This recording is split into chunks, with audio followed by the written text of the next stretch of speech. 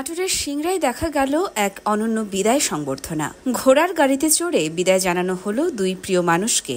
কলম উচ্চ বিদ্যালয়ের ইংরেজি বিভাগের সিনিয়র সহকারী শিক্ষক মোহাম্মদ আশরাফুল ইসলাম এবং নৈশ প্রহরী আব্দুল হামিদকে জানানো হলো এই ব্যতিক্রমী বিদায়। সিনিয়র সহকারী শিক্ষক জনাব আশরাফুল ইসলাম এবং নৈশ প্রহরী জনাব আব্দুল হামিদের অবসরজনিত বিদায় অনুষ্ঠানে উপস্থিত সকলকে সালাম, আসসালামু আলাইকুম।